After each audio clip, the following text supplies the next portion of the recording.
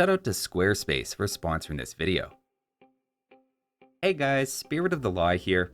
In this unique unit deep dive, we're going to look at the Khitans Liao Dao, who have an attack so legendarily painful they have Ao in their name, not once, but twice. The unit wields a type of sword that became especially popular during the Liao dynasty because of its effectiveness against armor. And to reflect that extra punch in AoE 2, Liao Dao are completely unique for dealing bleeding damage after each strike. Of course, Khitans are better known for their step lancer play than infantry, but as we'll see, Liao Dao, at least in some situations, are almost too good to ignore.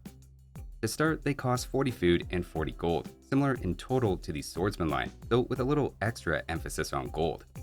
They then have a very quick training time, and at first just look like a slightly better longsword with more HP, melee armor, and a bit faster speed. The trade-offs are a bit slower attack rate, plus the fact they aren't improved by gambazons, so they end up being a little squishier against archers. Their bonuses then also parallel the swordsman line, with a little extra damage against shock infantry and +2 against buildings, with then a team bonus for all Khitan infantry having +2 against archers. While so far this would be a perfectly reasonable unit, what really sets them apart is their bleeding mechanic, which definitely warrants a closer look. After each strike, Liao Dao deals 9 extra unblockable damage over the course of 3 seconds, which completely ignores melee armor and even stacks from multiple Liao Dao at the same time. I'm not sure why other units don't seem to make opponents bleed, but you can see despite having the same base attack as a longsword, it hits a lot harder with each attack. If we compare how much is done by the main attack to what the result is after damage trickles in, you end up with 2 or even 3 times in total what was initially dealt, with units having high melee armor being hit proportionally the most. So in the right matchup, it can actually be responsible for the vast majority of damage. Also worth highlighting for the unit is a Khitan unique tech called Lamellar Armor. This causes Khitan infantry and skirmishers to reflect a quarter of incoming melee damage they take back against their enemies. The calculation is very simple, just taking the damage they receive, dividing it by 4, and then sending it back, ignoring enemy armor completely. Combined with bleeding damage, enemy targets end up just having their HP melt away more or less continuously against Liao Dao in combat. That said, I don't want to overstate its effect, as against longswords for example, it's just 1.5 damage reflected back each time. And with a balanced resource fight over a few trials, it's maybe a 2 or 3% difference in Liao Dao remaining HP on average. Like the bleeding effect though, it's actually against heavily armored enemies that you see the largest difference, as again your opponent's armor isn't actually part of the calculation at all. There's just something very satisfying about using an enemy's high attack against it, and while I don't think it's a critical tech to grab, as Liao Dao are actually a very good unit even without it, I will assume they have it for any testing we do, as we want to put the unit in its best possible light. We'll also assume you have all Castle Age Blacksmith upgrades, especially since you get double the effect from the attack ones from a Civ bonus, and those are a bit of a must grab for your cavalry as well. The big takeaway so far is this is a very high damage unit, even among other high damage unique infantry. The recently overhauled Jaguar Warrior also has a similar high attack emphasis, and if we look at them against infantry specifically, while the Liao Dao is way ahead of a Khitan swordsman, the Jaguar Warrior is still a little better, though this is the Jaguar specialty, and doesn't take reflected damage into account. If instead we look at something more generic like a knight, the Liao Dao is about 70% ahead of a Khitan longsword's damage over time, and in this case, even ahead of a Jaguar warrior. So far, the unit seems like a beast on paper, but now let's actually put it to the test to see how it holds up as a complete package.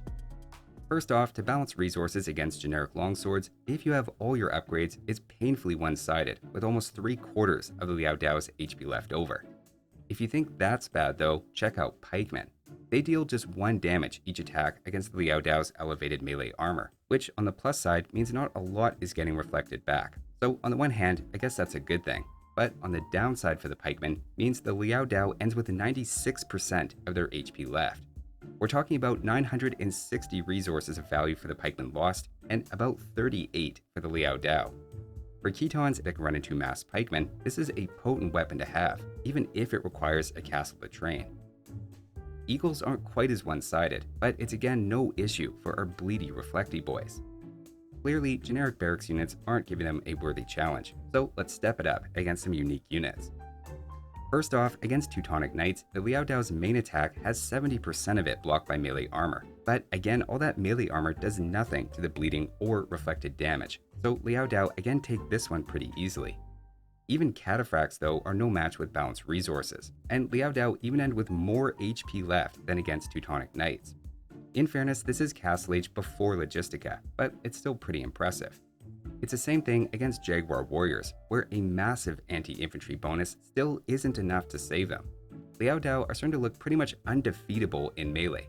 I'm purposely choosing units here to give them a challenge, and they pass with flying colors. Except for one case, where the bonus damage and ultra-fast attack rate of Japanese samurai leave them bruised but victorious. So at least for one civilization, Liao Dao can be beaten. For me personally, I could stop here, but I know some of you heathens like to play civilizations other than Japanese, so we'll keep going. To open things up to cavalry, even above average Teuton knights with balanced resources are again pretty easily handled, with Liao Dao here having over 70% of their HP left, which is some pretty crazy value for not having bonus damage involved. In fact, even 10 vs 10, equal numbers, giving a 550 resource advantage to the knights, they still lose. Liao Dao aren't just cost efficient, but even pop efficient.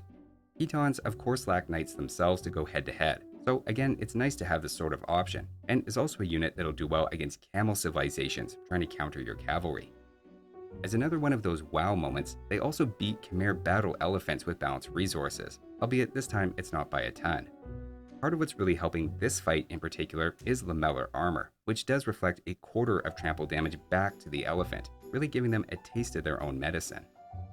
Clearly, this is a good unit in melee, so if you've made the huge mistake of not playing Japanese and can't train samurai, how do you possibly beat them? Obviously, the answer is range. Remember, they have one less pierce armor than a longsword with gambesons, and while they do have a bit higher 75 HP over the longsword's 60, they end up taking the same 15 shots from cavalry archers, basically the same number of attacks from crossbows, and far fewer javelins from skirmishers, though I would still say they soft counter skirmishers in general. The main idea is just to take them out before they get into melee range, though that is slightly complicated by the fact they're a little faster than your average infantry, and are actually 15% faster than crossbows, with not just high attack, but an extra +2 versus archers from a team bonus. So it's not quite as easy as it sounds to kite them, but as we've seen, it's probably better than going toe-to-toe with melee units. One way to avoid the anti-archer bonus damage would of course be scorpions or perhaps mangonels in support. One fun fact about Siege is those also don't take bleeding damage, except for the armored elephant, which I actually think is a nice touch. Also, while we're looking at the unit's limitations already, they're also not especially anti-building, lagging behind the longsword. Raiding villagers they are good at though, needing just 2 hits to take one out after bleeding damage. So that's the Liao Dao in Castle Age, which you can pretty confidently attack move into a melee fight against just about anything. Now though, let's talk about the Imperial Age. First off, the upgrades here are very straightforward, with just an elite upgrade for 800 food and 650 gold, giving them a very golden appearance, adding 10 HP, 3 attack, and +1 to their bonuses. Remember, Khitans don't have Blast Furnace, as they receive double the effect of the first 2 attack upgrades, so aside from the elite upgrade, it's just their armor tech to grab. Contrast that with 2 upgrades for the swordsman line, and then relative to that champion, you still have more HP, speed, melee armor, and the bleeding mechanic. So the main issues are just their 40 gold cost, as well as a lack of mobility compared to your other late game mounted options as Khitans. That all being said, performance-wise, I actually think Liao Dao take a bit of a step back in Imperial, largely because so many other civilizations and units have more meaningful upgrades and unique techs.